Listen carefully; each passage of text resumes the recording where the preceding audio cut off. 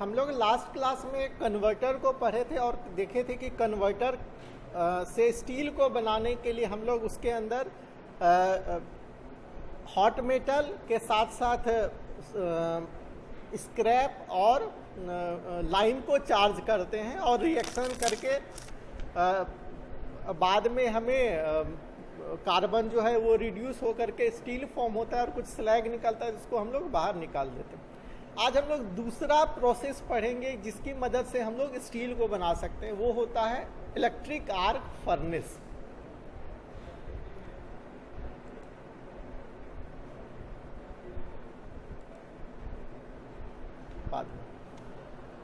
Electric arc furnace, electric arc furnace का आप लोग ड्राइंग देखोगे तो इसमें 3 इलेक्ट्रोड्स टॉप में लगे होते हैं जो कि ग्रेफाइट के बने होते हैं और इसी इलेक्ट्रोड्स की मदद से हम लोग आर्क को जनरेट करते हैं। इसके बाद जो है ये जो है टॉप से रूफ के द्वारा कवर किया हुआ रहता है और साइड में देखोगे तो ये कूलिंग सिस्टम लगा हुआ रहता है, वाटर कूलिंग सिस्टम, जो कि इस फर्नेस को बाहर से कूल करने में मदद करता है और जो हमारा आउटर सेल होता है उसका टेम्परेचर रिड्यूस किए हुए रहता है। अगेन हम लोग जो है ड्राई रेमिंग मिक्स का यूज करते हैं बॉटम या हर्थ को बनाने के लिए। इसको हर्थ में डाल करके ये बेसिकली बेसिक मटेरियल का बना होता है और रेमिंग करते हैं जिससे ये अपने डेंसिटी को या थोड़ा सा सॉलिड बॉडी को बना लेता है। साइड में हम लोग magnesia carbon bricks as a working layer का यूज करते हैं और उसके बाद मैग्नीशिया बेस्ड ब्रिक्स का यूज करते हैं बैकअप लाइनिंग के लिए और इंसुलेशन के लिए या तो हम लोग ब्रिक्स का यूज कर सकते हैं, इंसुलेशन कास्टेबल का, नहीं तो इंसुलेटिंग बोर्ड का यूज कर सकते हैं। बहुत सारे हम लोग ग्लास वूल ब्लैंकेट्स वगैरह पड़े हैं जो कि इंसुलेशन प्रॉपर्टीज को देती है, तो उन सब का भी यूज कर सकते हैं। और हॉट रिपेयर के तौर पे हम लोग इस फर्नेस के अंदर गनिंग करते हैं, फेटलिंग करते हैं। ये सब प्रॉपर्टी ये सब चीज़ों को हम लोग रिपेयर के तौर पे करते हैं। जब हमारे फर्नेस का कोरोजन इरोजन हो जाता है तो हम लोग गनिंग और फेटलिंग को करते हैं। तो ये दूसरे इसमें देखिए कि ये पूरा सिस्टम है इलेक्ट्रिक आर्क फर्नेस का। फर्स्ट जो नंबर है वो रूफ है, सेकेंड जो है वो वॉल है, थर्ड जो है वो स्क्रैप्स है जो कि सॉलिड फॉर्म में है, फोर्थ जो है स्क्रैप जब हम लोग इस पे एसी करंट को चार्ज करते हैं तो बहुत हाई वोल्टेज जनरेट होता है जिसके के कारण ये स्क्रैप मेल्ट होता है। तो फोर्थ नंबर पे लिक्विड मेल्ट है। फिर फिफ्थ नंबर पे सॉलिड स्लैग है, सिक्स नंबर पे लिक्विड स्लैग है, सेवंथ नंबर पे ये इलेक्ट्रोड्स हैं जो ग्रेफाइट के हम के पहले ही के बने हुए हैं। 8 नंबर पे जो है ये गैस फेज है क्योंकि ये जब मेल्ट करता है तो बहुत सारे कार्बन जो है ऑक्सीजन से रिएक्ट करके CO2 बनाता है और यहाँ पे गैस बन जाते हैं और ये निकलने के लिए ऊपर में डक्ट बना हुआ है। जो गैस बनेंगे उसको निकलने के लिए चाहिए जगह, तो डक्ट बना हुआ है। और 9 नंबर पे जब इसके कांटेक्ट में आता है तो ये आर्क का फॉर्मेशन होता है। तो ये एक जनरल डायग्राम है इलेक्ट्रिक आर्क फर्नेस का। इसके अलावा भी आप डेप्थ में देखिएगा तो बॉटम में पर्जिंग प्लग लगे हुए रहते हैं जिसमें हम लोग इनर्ट एयर को इंसर्ट करते हैं और इनर्ट एयर को चार्ज करने से क्या होता है, जो हमारा लिक्विड का फॉर्मेशन हो रहा है उसको ये होमोजीनियस बनाता है। तो पोरस प्लग का यूज हम लोग बॉटम में करते हैं। साथ ही साथ जब लिक्विड स्टील का फॉर्मेशन हो जाता है तब हम लोग इसको EBT के माध्यम से, इसेंट्रिक बॉटम टैप होल के माध्यम से इसको स्टील लैडल में डिस्चार्ज कर लेते हैं। तो मटेरियल कंस्ट्रक्शन के लिए क्या क्या ज़रूरत होता है इलेक्ट्रिक आर्क फर्नेस का, तो ये हमें आउटर सेल की ज़रूरत पड़ती है जो स्टील की बनी होती है 25 से 30 mm। फिर हम लोग को इंसुलेशन लाइनिंग करना होता है जो ब्रिक्स की लाइनिंग कर सकते हैं या इंसुलेशन कास्टेबल्स का यूज़ कर सकते हैं या ग्लास वूल या ब्लैंकेट का यूज़ कर सकते हैं। फिर हम लोग बैकअप लाइनिंग के तौर पे मैग क्रोम ब्रिक्स का यूज़ कर सकते हैं या मैग्नीशिया ब्रिक्स का यूज़ करते हैं। वर्किंग लाइनिंग के लिए हम लोग मैग कार्बन ब्रिक्स का यूज़ करते हैं। साथ ही साथ हर्थ को बनाने के लिए हम लोग रेमिंग मास का यूज़ करते हैं। तो इसमें भी वर्किंग लाइनिंग को हम लोग अलग अलग कैटेगरी के आधार पर सेलेक्ट करते हैं कि कहाँ पे इम्पैक्ट होगा और कहाँ पे क्या होगा। जो फर्नेस होता है वहाँ से इलेक्ट्रोड का जो नियरेस्ट डिस्टेंस होता है, इलेक्ट्रोड 3 इलेक्ट्रोड फर्नेस के अंदर डाल रहे हैं, तो ये इस इलेक्ट्रोड से जो नियरेस्ट डिस्टेंस फर्नेस का होगा वो हॉट स्पॉट कहलाता है, क्योंकि वहाँ का टेम्परेचर सबसे ज़्यादा होता है। जो जिस इलेक्ट्रोड से फर्नेस का वाल या जो पोर्शन सबसे नज़दीक होगा वहाँ का टेम्परेचर सबसे ज़्यादा होगा तो वो हॉट स्पॉट एरिया कहलाता है, और वहाँ पे कंपैरेटिवली हम लोग हाई लेंथ के ब्रिक्स को लगाते हैं। तो इस तरीके से कई कैटेगरी में वर्किंग लाइन को डिवाइड किया जाता है और हम लोग यूज़ करते हैं। फिर हम लोग बॉटम में पर्जिंग प्लग को लगाने के लिए वेल ब्लॉक का यूज़ करते हैं, और टैप होल को लगाने के लिए हम लोग टैप होल ब्लॉक का यूज़ करते हैं। तो इन सब चीज़ों की को हम लोग इकट्ठा करके इस इलेक्ट्रिक आर्क फर्नेस को बना सकते हैं। नेक्स्ट जो ये दिया हुआ है कि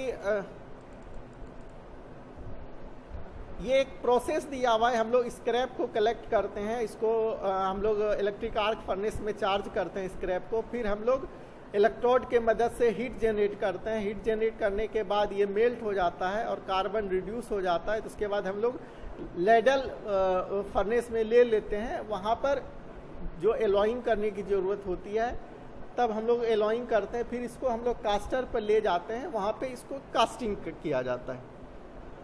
तो ये एक प्रोसेस है, और ये अल्टरनेटिवली प्रोसेस है बेसिक ऑक्सीजन फर्नेस का, जो कि लास्ट क्लास में हम लोग पढ़े थे, लेकिन उसमें पिग आयरन की ज़रूरत पड़ रही थी, और यहाँ पे हम लोग स्क्रैप के माध्यम से स्टील को बना सकते हैं। तो जिस प्लेस पे या जिस कंट्री में स्क्रैप बहुत ज़्यादा फॉर्म होता है वहाँ पे हम लोग इस प्रोसेस को अपनाते हैं।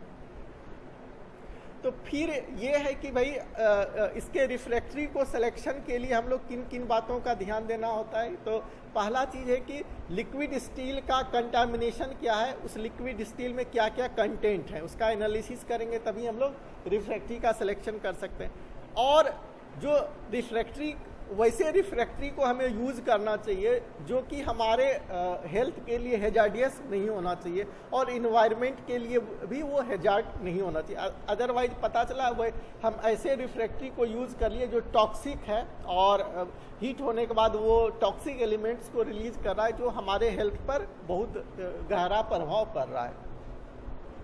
फिर जो है हम ऐसे रिफ्रैक्ट्री को प्रीफर करते हैं जिसका लाइफ साइकिल ज़्यादा हो, ज़्यादा से ज़्यादा हीट साइकिल को सस्टेन कर पाए। और नेक्स्ट जो पॉइंट होता है रिफ्रैक्ट्री का सिलेक्शन का, वो होता है कि मिनिमम कॉस्ट पर टन होना चाहिए। जो हमारा जितना भी रिफ्रैक्ट्री यूज करें, हम लोग टन्स में रिफ्रैक्ट्री को यूज करते हैं, उसका कॉस्ट पर टन कम से कम होना चाहिए। तो इस आधार पे हम लोग रिफ्रैक्ट्री का सिलेक्शन करते हैं। तो ये एक ड्राइंग है आपका इलेक्ट्रिक आर्क फर्नेस का डिटेल ड्राइंग है, और इसमें आप देखिए कि अलग अलग जो है लाइनिंग किए हुए हैं, और ये 2 पर्जिंग प्लग लगे हुए हैं, और यहाँ पे जो है EBT लगा हुआ है, जिसके मदद से हम लोग जब स्टील का फॉर्मेशन हो जाता है तो उस स्टील को बाहर लेते हैं या लेडल में, स्टील लेडल में लेते हैं। तो यहाँ पे हम लोग सेफ्टी लाइनिंग करते हैं साइड वॉल में, साथ ही साथ सेफ्टी लाइनिंग किया जाता है बॉटम वॉल में। बॉटम में सबसे ज़्यादा पेनिट्रेशन का चांसेस होता है, तो हम लोग मल्टीपल लेयर्स में सेफ्टी लाइनिंग करते हैं।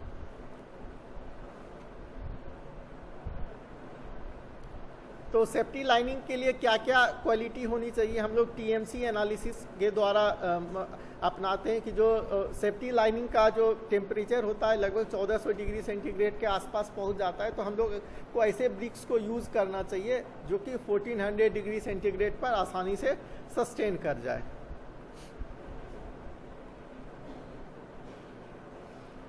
तो जनरली सेफ्टी लाइनिंग के तौर पे हम लोग बर्न्ट मैग्नीशिया ब्रिक्स का यूज़ करते हैं, वो भी 95%। इस लाइनिंग को हम लोग बैकअप लाइनिंग भी कहते हैं, और कई इंडस्ट्रीज़ में आजकल सेफ्टी लाइनिंग के रूप में हम लोग मोनोलिथिक्स रिफ्रैक्ट्री का भी यूज़ करने लगे हैं। ये देखिए कि एक डायग्राम दिया हुआ है कि जो फर्नेस के वर्किंग लेयर का टेम्परेचर जो है, यदि हम लोग 2 लेयर्स इंसुलेशन लाइनिंग करते हैं तो हमारा जो आउटर सेल का टेम्परेचर है वो 246 डिग्री तक डिक्रीज हो जाता है, जबकि वर्किंग लेयर का टेम्परेचर 16 डिग्री सेंटीग्रेड होता है। यदि वर्किंग लेयर का टेम्परेचर 1600 डिग्री सेंटीग्रेड है, 295 mm का हम लोग वर्किंग लेयर यूज़ किए, उसके बाद ये टेम्परेचर और डिक्रीज हुआ, ये 1200 डिग्री सेंटीग्रेड पहुंच गया, तो लास्टली ये जो है 250 डिग्री सेंटीग्रेड तक पहुंच पाया यदि हम लोग 2 लेयर इंसुलेशन लाइनिंग यूज़ कर रहे हैं। केस 2 जो दिया हुआ, यदि हम लोग इंसुलेशन लाइनिंग यूज़ नहीं कर रहे हैं तो ये 300 एंड एबव टेम्परेचर पहुँच जाता है आउटर सेल का।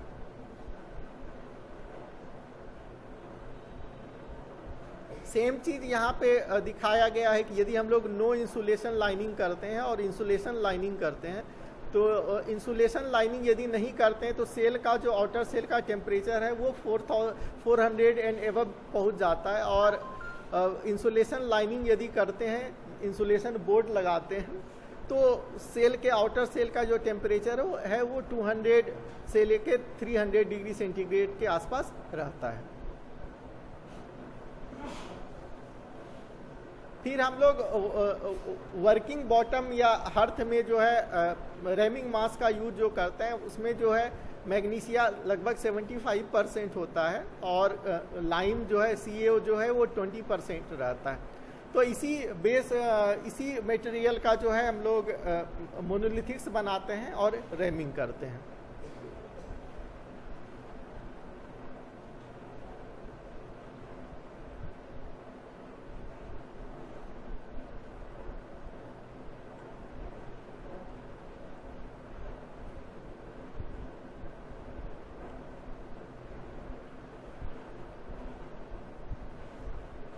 ये देखिए इलेक्ट्रिक आर्क फर्नेस का हर्थ दिया हुआ है, और हर्थ में ये रैमिंग किया हुआ या पूरा का पूरा सेल जो है, पूरा का पूरा फर्नेस लाइन किया हुआ तैयार है। तो आप देख सकते हैं ब्लैक कलर का जो ब्रिक्स लगा हुआ है पूरा वॉल पे, ये मैक कार्बन ब्रिक्स है। इसके पीछे सेफ्टी लाइनिंग और बैकअप लाइनिंग किया हुआ है, और बॉटम में हर्थ का जो है लाइनिंग किया हुआ है। हर्थ के लिए हम लोग मोनोलिथिक्स मटेरियल के रूप में यूज़ करते हैं मैग्नीशिया और CaO बेस्ड मटेरियल को, जो कि 75% जिसमें मैग्नीशिया कंटेंट होता है।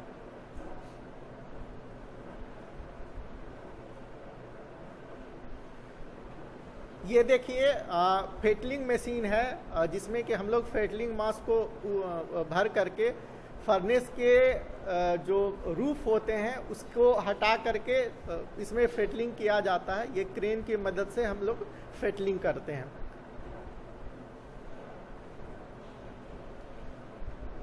बहुत सारे फर्नेसेस में देखा जाता है कि हम लोग DC करंट का यूज़ करते हैं। DC करंट में जो है सिंगल इलेक्ट्रोड का यूज़ किया जाता है, और AC करंट में जो है वो 3 इलेक्ट्रोड्स का यूज़ किया जाता है।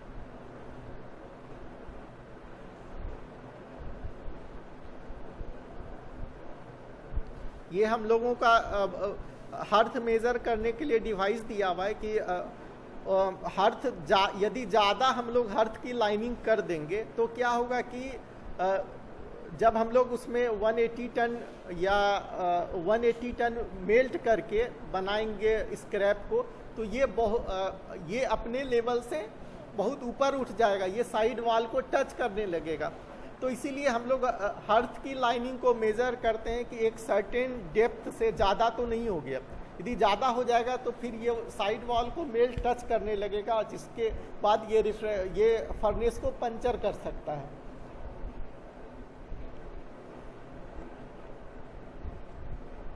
ये वर्किंग लाइनिंग का डिज़ाइन दिया हुआ है, और वर्किंग लाइनिंग के तौर पे हम लोग मैं कार्बन ब्रिक्स का यूज़ करते ही हैं। ये देखिए 3 इलेक्ट्रोड्स हैं। 3 इलेक्ट्रोड से जो नियरेस्ट फर्नेस का प्लेस होता है वो हॉट स्पॉट जोन कहलाता है, और इसमें हम लोग हॉट स्पॉट ब्रिक्स का यूज़ करते हैं। और जनरली ये जो ब्रिक्स होते हैं इसमें हाई कार्बन कंटेंट होता है, और इसकी जो थिकनेस होती है या इसका जो विड्थ होता है ये भी कंपैरेटिवली ज़्यादा होता है।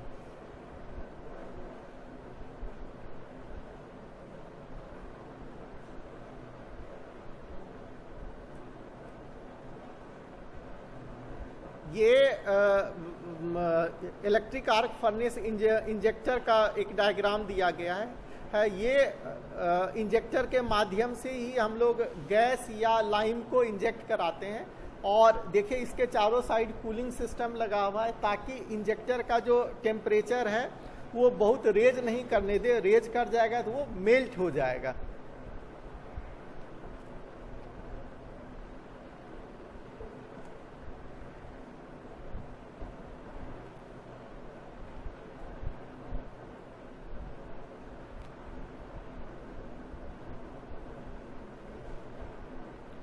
ये देखिए एक दिया हुआ है क्या, जो नॉर्मल एरिया होता है और जो हॉट स्पॉट एरिया होता है। नॉर्मल एरिया में जो ब्रिक्स यूज करते हैं उसमें हम लोग about 96 to 97% pure magnesia bricks use करते हैं, और इसमें 10 to 15% कार्बन होता है। लेकिन जो हॉट स्पॉट एरिया होते हैं उसमें बहुत हाई क्वालिटी का ब्रिक्स यूज करते हैं। इसमें 97 to 99% प्यूरिटी का रखते हैं मैग्नीशिया, और 10 to 15% कार्बन का यूज हम लोग करते हैं।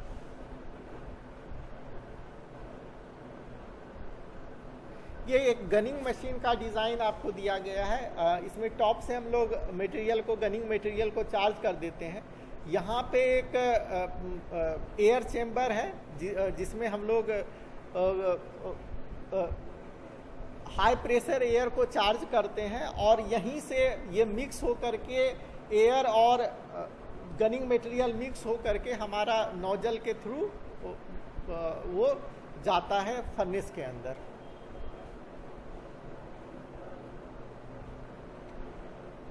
और ये देखिए गनिंग कर रहे हैं हम लोग, फर्नेस का हॉट कंडीशन में गनिंग कर रहे हैं।